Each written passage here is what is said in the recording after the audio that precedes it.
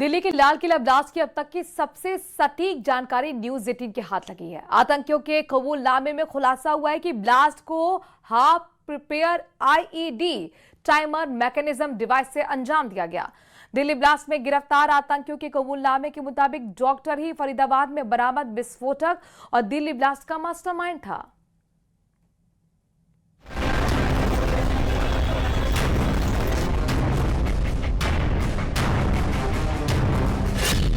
Delhi blast में आतंकियों का सबसे बड़ा कबूलनामा।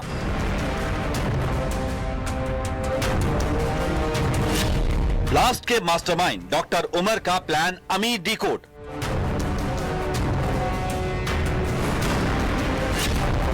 लाल किला धमाके का चीनी नेल पॉलिश कनेक्शन।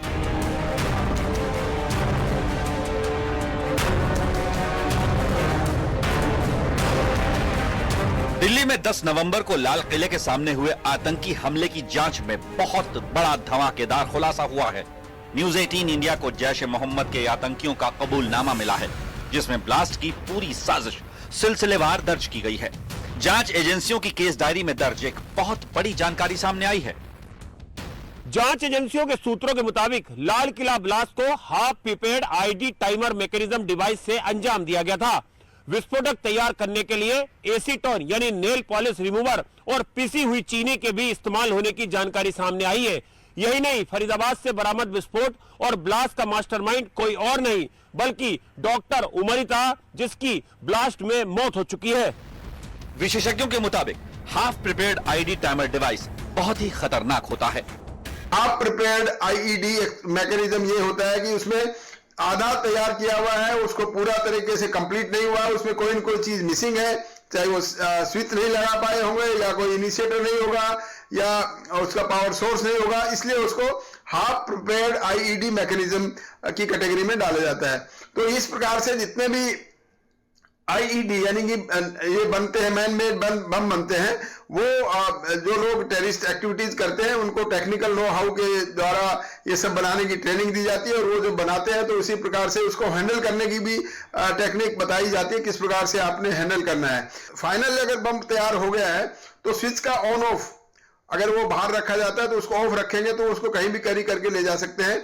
अगर उसको डेटोनेट करना यानी कि उसको बम को ब्लास्ट करवाना है तो उसको ऑन करेंगे और ऑन करने के बाद वो सर्किट पूरा हो जाएगा सोर्स वाला, और वो इग्नाइट करने वाला इनिशिएटर है वो एक्सप्लोसिव में जाकर एक्सप्लोड कर देगा और जितने स्प्लिंटर्स हैं वो कंटेनर में हैं वो स्प्लिंटर्स इधर उधर फैलते हैं और इस प्रकार से बम ब्लास्ट हो जाता है।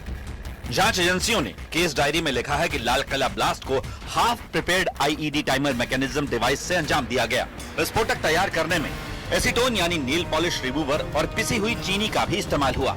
डॉक्टर उमर नबी मर चुका है, मगर जांच में उसके नेटवर्क को लेकर जो सच सामने आ रहे हैं वो हैरान कर देने वाले हैं। जांच एजेंसियों के सूत्रों के मुताबिक डॉक्टर उमर के कुछ शब्द सामने आए हैं, जिससे उसकी आतंकी सोच का सटीक अंदाजा लगाया जा सकता है। लाल किला ब्लास्ट में गिरफ्तार जैश ए मोहम्मद के आतंकियों से पूछताछ में पता चला है डॉक्टर उमर दीन का काम है। यह सवाल मुनासिब नहीं। देश का माहौल खराब है, पोलराइजेशन हो चुका है, जेनोसाइड हो सकता है जैसे शब्दों का इस्तेमाल करता था। इन शब्दों का अर्थ निकाला जाए तो ये कट्टर सोच और आतंकी हमलों की साजिश से भरे थे। यानी इन्हीं शब्दों का इस्तेमाल कर डॉक्टर उमर अपने साथी आतंकियों का ब्रेन वॉश करता था और फिर आतंकी हमले की इतनी बड़ी साजिश रच डाली। सुरक्षा एजेंसियों के सामने जैश ए मोहम्मद के आतंकियों के कबूलनामे के मुताबिक डॉक्टर उमर खुद को अमीर कहता था, जिसके मायने आप और हम अच्छी तरह जानते हैं। वो है राजकुमार, सेनापति या शासक। यानी डॉक्टर उमर खुद से ज्यादा काबिल पढ़ा लिखा किसी को नहीं समझता था और वो खुद को राजकुमार या शासक मानता था जो हमेशा दीन की बातें करता था। सुरक्षा एजेंसियां लगातार जांच आगे बढ़ा रही हैं। आतंकियों के नेटवर्क के हर हिस्से को ढूंढा जा रहा है और जितने भी राज सामने आए हैं उन सब की तस्दीक की जा रही है।